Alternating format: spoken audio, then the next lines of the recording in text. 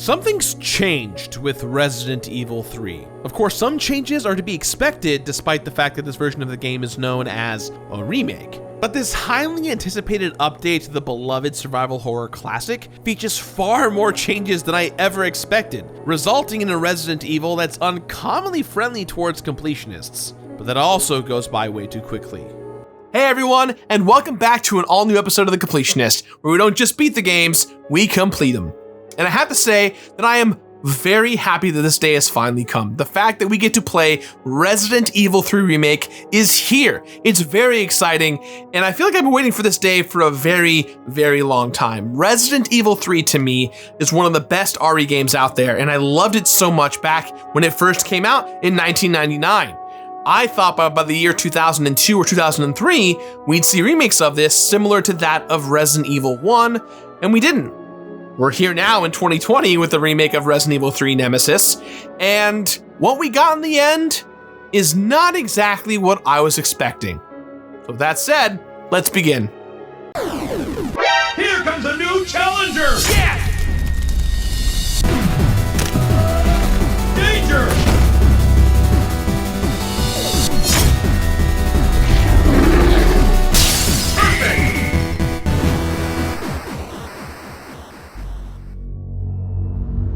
There was a time not too long ago when it seemed like Resident Evil was actively trying to distance itself from its past. This series wasn't just inching away from its horrific cerebral roots anymore. It was full-blown sprinting towards fast-paced action experiences. There were a few ancillary titles that more closely resembled the earlier games, but the newer mainline entries when compared to the originals were almost unrecognizable. And then there was Resident Evil 7, which once again ignited the flicker of hope in fans of the earlier RE entries. Hope that Capcom would not only develop new horror-oriented Resident Evils, but they would also make the classic games more readily available for current players. Capcom went above and beyond by remaking Resident Evil 2 from the ground up last year, which left only one mainline RE title conspicuously missing on current-gen consoles.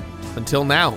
This is the game that has given many fans of the series a form of closure. And more importantly, now that the remake of Resident Evil 3 is finally here, maybe Capcom and their fans can focus more on the future of the series rather than its past. That future can already be felt somewhat here in Resident Evil 3, with its features that separate it from the original version and that also make it stand out from every other title in the series, such as the inclusion of Resident Evil Resistance, a full multiplayer survival mode, which luckily for completionists isn't tied to the main game's completion criteria at all. Don't worry, we'll probably cover that game at another time. But for now, I am just focusing on surviving the main campaign, which follows Jill Valentine, who survived the horrific events of the first Resident Evil, only to be met with skepticism and denial until it was too late. Now, only just a month later, and a day before the events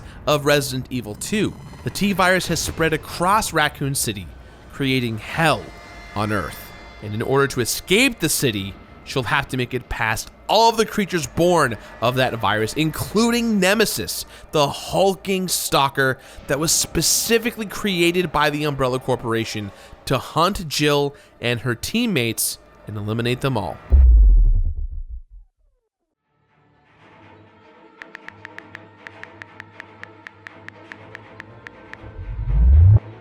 The Resident Evil series is arguably personified by how its different entries all possess different pacing, with that pacing trending faster as time goes on. The original Resident Evil 3, for example, was noticeably more action-oriented than its predecessors, so naturally, its remake will be more briskly paced than Resident Evil 2's remake. Even with those expectations, I was still astounded by just how big the leap in pacing was. And now that I've had more than a little time with it, I can say that Resident Evil 3 Remake, in many ways, is way too fast for my tastes. Things felt strange to me very early on in the initial area of the game. I always love the earliest areas in Resident Evil games, as they tend to be the most eerie, the most visually interesting, and they tend to embrace my favorite survival horror gameplay aspects the most. These early game sections are defined by big, imposing locales that players slowly crisscross and backtrack through,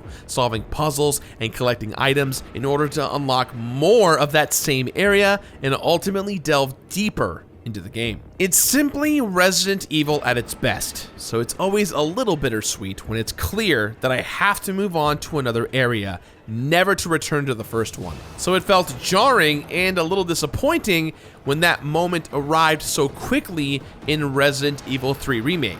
It feels like players barely got any time to explore Raccoon City's streets before they're thrusted into the sewers. And that's a real shame because the city that Capcom's created is wonderful. RE3's early location has always been unique among its peers. Whereas the first two games chiefly took place in huge interior locations, the third one replaces the hallways and dormitories with boulevards and businesses. And this urban setting has afforded Capcom the opportunity for several enjoyable visual references this time around. And more importantly, this crowded city doesn't just let players see Raccoon City's notorious mass panic and chaos in greater detail than ever before, they're able to play through it and be a part of it. And that's great. At least it is for a short while. This section is by far my favorite part of the game, but it's still disappointingly devoid of puzzles and mechanical complexity. I think the fact that I never had to open my map in this game except to confirm that no, I wasn't missing any rooms, items, or features, yes, that really is all there is very telling. The short time you spend in the city, which would normally be given a much greater share of the game's total runtime, results in a Resident Evil game that divides its time fairly equally among its handful of locations. And that's unfortunate when one of those sections is, and always has been, more engaging and enjoyable than all the others. This excellent section of the game goes by way too fast. On top of that, the game's overall runtime feels extremely short, which isn't surprising when you remember the several story beats and main set pieces from the original RE3 that are strangely missing from this remake. Where's the graveyard? Where's the newsroom? What about the entire clock tower area? And while the gas station is still here, you don't explore it at all. It's instead been relegated to cutscenes. Now look, I'm not some closed-minded purist who thinks that this game was obligated to be a one-to-one recreation of its predecessor. In fact, I like a lot of what this game changes and the new things it provides. It's just that there are certain parts of Resident Evil 3 that I assumed would be here, and their omission is glaring. Normally, a remake recreates the same beats while changing a few details, but here it seems like certain beats are missing entirely. And the end result is a game that feels rather short. Speaking of missing entirely, the life selection moments from the original Resident Evil 3 are nowhere to be seen. They would trigger in high-pressure situations and force players to choose between two options, resulting in different outcomes and providing gameplay variety and replay value. And in the remake, they're just gone. Now, of course, not every single feature needs to be recreated in a remake, but this was an iconic aspect of the original. Just like how Jill Valentine, and only Jill Valentine, acting as our main character was iconic. But you wouldn't think she was the lone main character if you played this version of RE3. The time split between her and Carlos is much more even now. It's not exactly 50-50, but it's enough to make it feel like it's both of their game, as opposed to the tale of a single, desperate, isolated survivor. Look, I've got nothing against Carlos, but his extremely early appearance in this narrative and his increased screen time does nothing to help this ride feel like it's slowing down. And then there's Brad, who I'm very glad to see here after his curious absence from RE2 Remake. But I can't, for the life of me, figure out why they did what they did to him. He's still taken out right outside the doors of RPD, but it's Carlos that does the deed and not Jill. Now, this might not seem like a big deal to many, but not making Jill go through the turmoil of exterminating the monster that used to be her friend and confidant is an egregiously missed opportunity for great character moments. Jill doesn't even step foot into the RPD at all in this game. The brief revisit is entirely Carlos's dominion. I I can't be the only one who's looking forward to seeing Jill interact with her workplace and comment on how it's gone to hell. But no, we didn't get any of that. For some reason, Capcom felt the need to change this section, and I can't figure out why. Altogether, I loved revisiting the RPD, as brief as it was, and seeing how some of its mysteries came to be was very satisfying. But I can't help but echo my criticisms of the last remake, namely how this game misses several opportunities to tie events together in the continuity. It would have been fantastic to have Jill in the RPD placing specific items in certain spots that savvy players know will end up being used in RE2 by that game's protagonists. Not to mention, spending more time in the RPD would only have helped this game feel a bit more lengthy. Although I will admit that having locks be the same combination from RE2 Remake is kind of a fun throwback. I don't want to give the impression that I have nothing but criticisms for Resident Evil 3's narrative. There is some incredibly strong environmental narrative work here, with engrossing files you can read at your leisure and the evidence of horrific events everywhere for you to look at. This stuff is as great as it ever was, and sometimes better than ever. It's also really nice that the story begins in Jill's apartment, giving players a glimpse of her everyday life. But ultimately, that's all it is, a glimpse. Because Nemesis himself bursts straight into her home, setting a pace that never really slows back down. Nemesis, the towering bioweapon that follows Jill throughout the entire game, has changed too. It's not that he feels too fast, it's that he feels significantly less threatening. There are still plenty of moments when he shows up, and you can choose between fleeing or attempting to temporarily take him down for a bonus item or two. There are still the unavoidable boss fights with him too. But what's missing are the moments when your exploration process is put under pressure because you know he's on the prowl. Now, when he's present, it feels like an on-rail sequence that you have to escape from at high speeds, as opposed to the paranoia and feeling of impending doom that he used to engender as you crisscrossed your way through Raccoon City. But I guess that makes sense since you're no longer crisscrossing your way across the city in this remake. The section that would normally facilitate that kind of gameplay is now fairly linear and fairly short. So when Nemesis does show up, he doesn't stay around nearly long enough to build any intimidation. He doesn't really change or destroy what's familiar.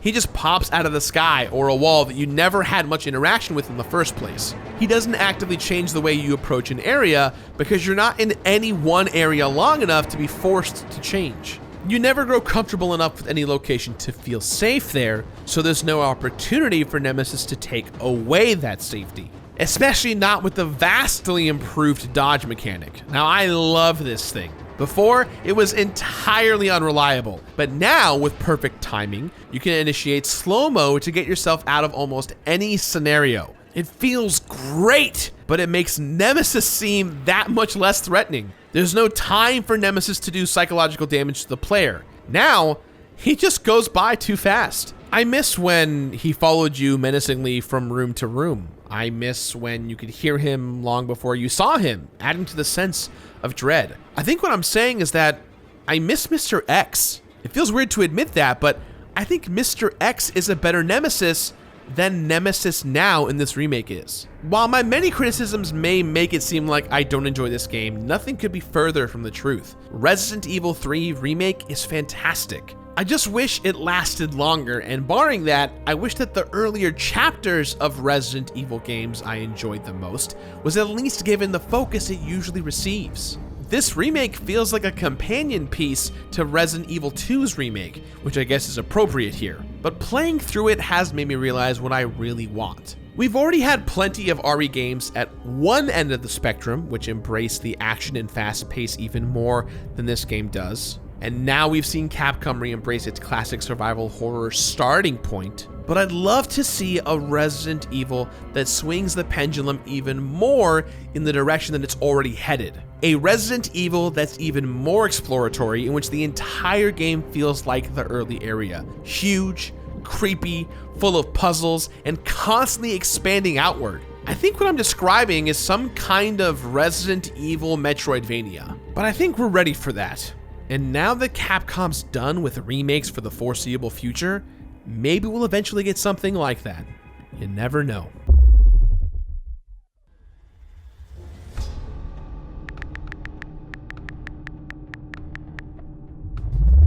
There's always something that feels slightly off about Resident Evil games that don't end with a rocket launcher. Resident Evil 3 has always been one of those dark horses, with Jill delivering the coup de grace to Nemesis a la Dirty Harry. But it still feels strange when this remake doesn't reward you with something substantial after the credits roll. Instead, you're rewarded with the opportunity to choose your reward. It's a shop, meaning that players can decide for themselves what rewards they want and in what order they wish to obtain them. This makes Resident Evil 3 Remake one of the most flexible and easily completable RE games ever. In the shop, players can choose from extra item slots, defense boosting trinkets, cool new weapons that I've never seen before, and of course, the rocket launcher. Don't worry, I didn't forget about it. However, there's only one costume available for purchase, and as far as I can tell, it's the only alternate costume in the game. And that seems strange, like a missed opportunity. Acquiring points for the shop is done via the records page, a returning feature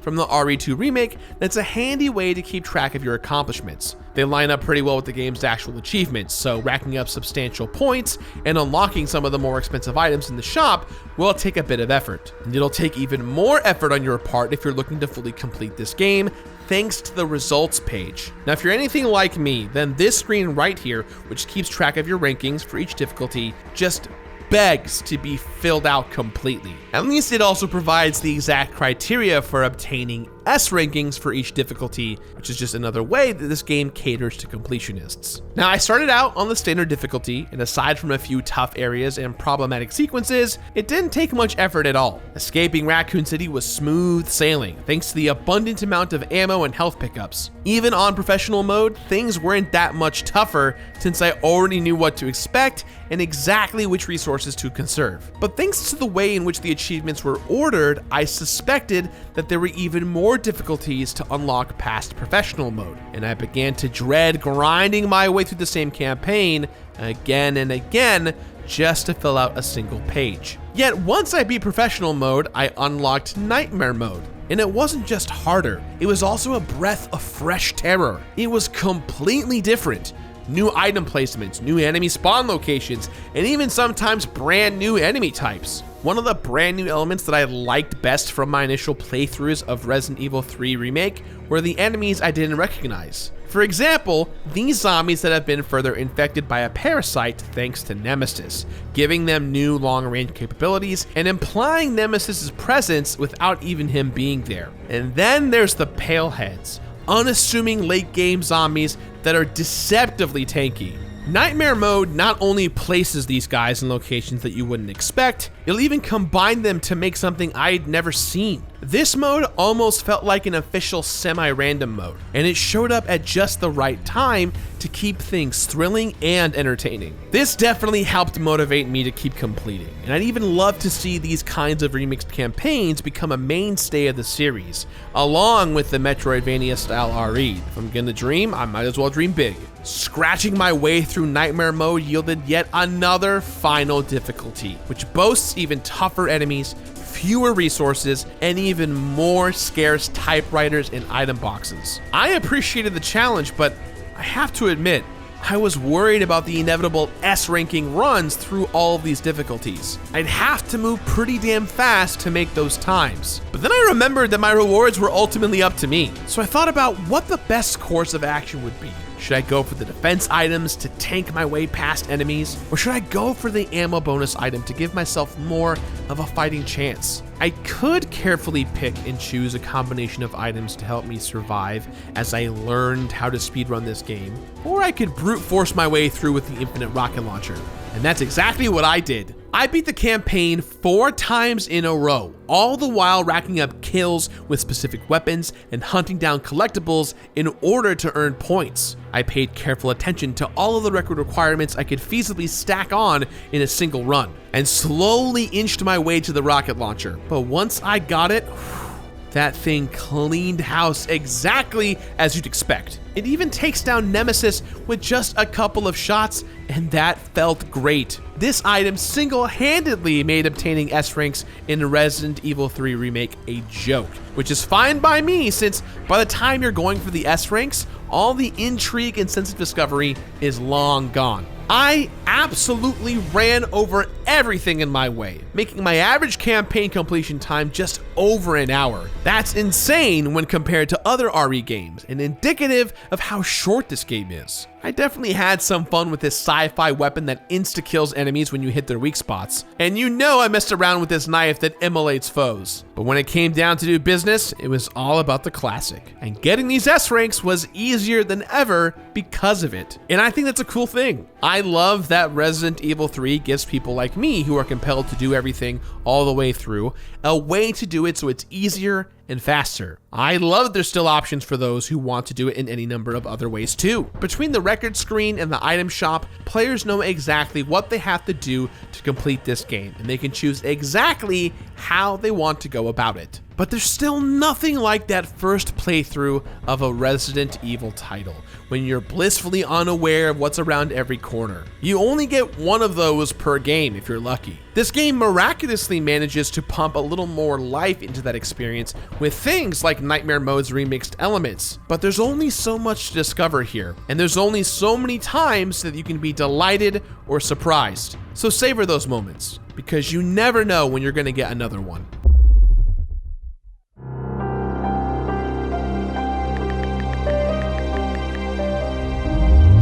So as I said previously, Resident Evil 3 Remake gradually rewards players with gameplay altering bonuses, but there are also non-gameplay unlockables as well, namely the concept art and the character models that are unlocked as players fill out their record page. But if you're looking for the ultimate rewards for big feats like beating the game on Inferno mode or earning S rankings across the board, then you're simply out of luck. It's a shame that there's no badge of honor to distinguish those who go the distance. The lack of extra modes is also conspicuous. There's almost always some sort of mercenary mode or alternate playstyle to unlock, but not this time. But I guess that's what Resistance is for. At the end of the day, Resident Evil 3 Remake still has plenty to offer for those who put the time in. Ultimately, I'm simultaneously disappointed with and relieved by how short this game is. I really wish there was more content in its front end, embracing Raccoon City's strong setting, taking its time to establish a sense of isolation and dread, and allowing players to slowly open up more and more of a large area. On the other hand, I am very glad that I was able to breeze my way through the requisite replays of the campaign. This Resident Evil has ignited my imagination for future REs more than any other. That could be because I saw more room for improvement than usual, it could be because of all the fun I had blowing things up, or it could be because of the fact that I recognize that this series